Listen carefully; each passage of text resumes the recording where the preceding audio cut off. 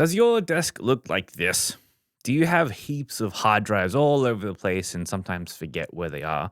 I used to have this problem. And in this video, I will teach you my favorite way, my absolute favorite way that I've found that fixes storage once and for all, especially as a very mobile professional travel photographer. Hey, I'm Pat Kay, and I've spent thousands and thousands of hours out in the field traveling, shooting, creating, amassing millions of images and thousands of videos.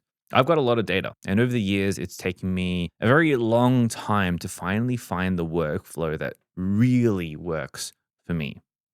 Let me share my three-stage workflow with you, share what works for me, what might work on a lower budget, and hopefully how you can solve your storage issues once and for all as well. Now, the three stages are capture, hot storage, and then cold storage. I'll explain what each of those mean in just a moment, but first we need to talk about the needs of the individual because this setup was designed for me. And everyone's needs are going to be different. So the implementation might also be different as well. My needs are that as a travel photographer, portability and reliability are my two biggest things. When I'm in the studio, I use a Apple Mac Studio right here. And when I'm on the road or when I'm traveling or when I'm at home, then I'm using the Apple MacBook Pro. And I need to be able to start a project on one device and then continue that same project on a different device just moments later.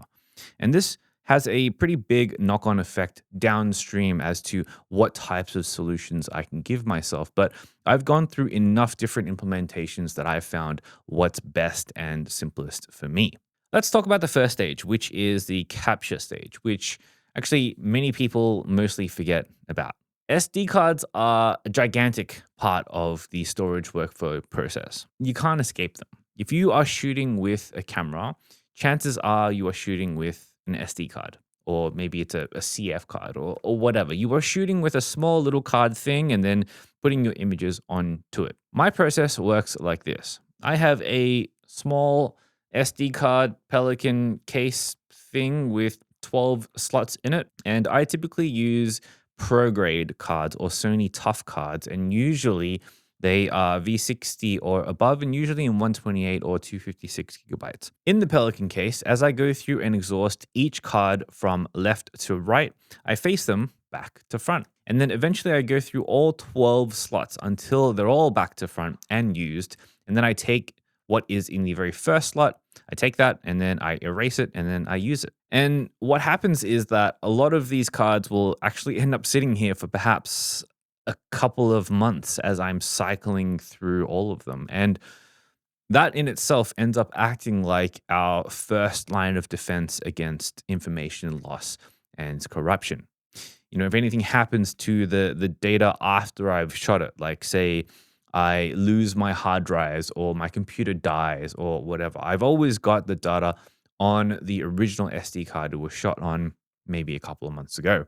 Having 12 cards might be a little bit overkill for most people, and all of them also being 128 or 256 gigabytes might be overkill as well, but the idea is the same. Having a specific number of cards to cycle through so that there's a buffer between your last card and your first, that means that you have a backup of sorts just in case. I would recommend getting maybe 4 to 6 cards in the 64 to 128 gigabyte range if your budget allows.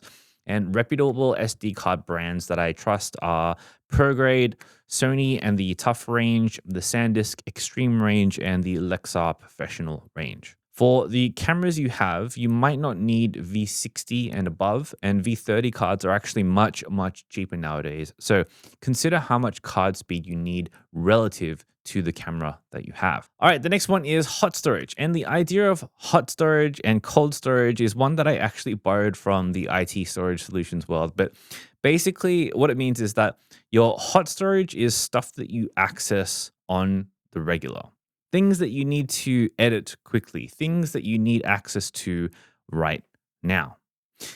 In the past, I have used NASs, DASs, spinning hard disk drives, SSD drives, you name it. In the end, while a NAS drive is most certainly going to be a solution that many people will default to once they've progressed past the individual drive stage, for me, that doesn't work. A NAS is a network attached drive, which means that it connects to your network, say at home or at the office, and you access it via that network or even remotely. That doesn't work for me. Not only are NASs slow, but they're not portable. And I need to do all of the functions like importing, editing, exporting, wherever I end up being on whatever device I end up using. And so these four babies here are my life. This is most of the work that I have ever done, encased in this little pouch here that takes up very little space and doesn't really weigh all that much. These things are NVMe SSDs, all in their own separate enclosures. And what that means is that the SSDs that you might use in your PCs, they are inside here. One stick is inside here. The metal thing that it's wrapped around in is called the enclosure, and I've made sure that all of mine are compatible with Thunderbolt so that I can get the most amount of speed that I can out of them. Each one of them is an 8 terabyte Sabrent Rocket 4 Plus, which means that yes, I carry around 32 terabytes of data with me at all times. Most certainly overkill for most people, but hey, it's worth it for me, and I love having that peace of mind. And that peace of mind is knowing that whatever I'm doing, these drives are fast enough for me to edit 8K plus footage on the fly, no problem. They're not going to be a bottleneck in terms of speed because they're rated for 7,000 megabytes per second read and 6,000 megabytes per second write or something like that. And there's enough storage space for me not to run out. Plus, they don't take up a lot of physical space. They are quite small drives. Now, for the non-indulgent people out there, there are most certainly significantly cheaper ways to do this than to pay almost $3,000 per drive.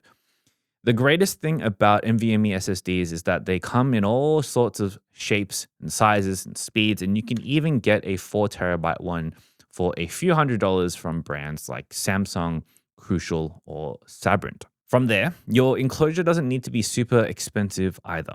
You can get a USB 4 M.2 NVMe enclosure from brands like Orico or Asus or Ugreen for less than $100. And combined, that will set you back less than what would have cost for a pre-made one from SanDisk, like these ones that I used to use all of the time.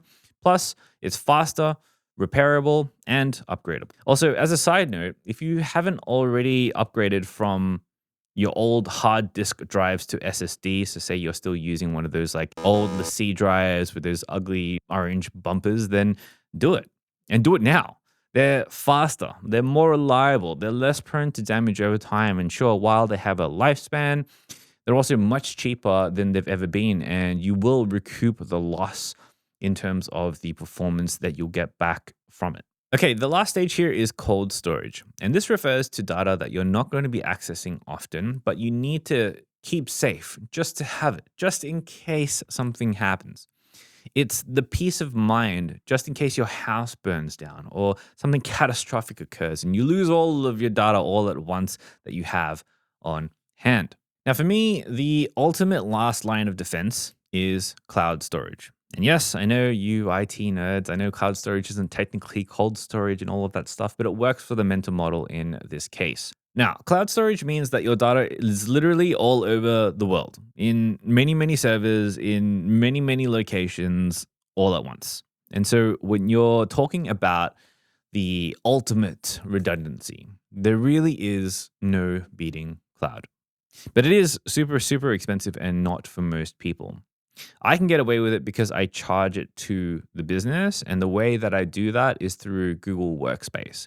So I use their Business Plus plan, which allows for 5 terabytes of data per user, which is then pooled across the entire enterprise. And all up, I have 8 users throughout my entire business, so I have 40 terabytes of shared data, which is more than enough for me.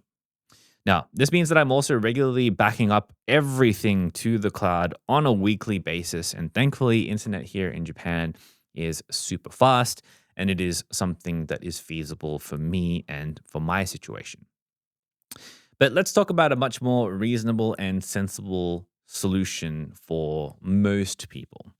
So, for most people, the general idea of having some kind of cold storage is that it is offsite and away from your main source of hot storage that you access all of the time. The idea is that you update it periodically, and typically you're not going to touch it. What I used to do in the past is buy those old school Western Digital 2 or 4 terabyte external hard drives for like $100, and then each year of my photos was one of those drives, and then I just had a bunch of them.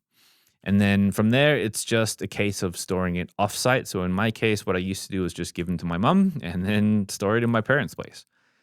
And that's all it really needs to be, a super simple offsite storage. Of course, if you have less data and you have less data needs, you'll need to spend perhaps even less. And perhaps you could even store your images that you have currently on a cloud service that you already have, like, say, Google Drive or iCloud or something like that. Just don't go with Adobe Creative Cloud because they're a super ripoff, and there are many, many cheaper services for the same amount of performance. Okay, to wrap up, my data lives in 3 different places at any one time. At least it lives in 2 places prior to it being backed up. I capture on SD cards and I rotate them for the first level of redundancy. I then use custom built NVMe SSD drives that you could easily do on your own as well, and are much more economical than pre-built. And then the very last line of defense is cold storage. And for me, that's on the cloud. And for you, that could be at your family home. And now it's back to you. What does your storage solution look like? Let me know in the comments below. I'm always looking to refine my process, so I would love to know your answers. Okay, I hope you enjoyed the video, and I will see you in the next one. But until then, get out there and make something that matters. Peace.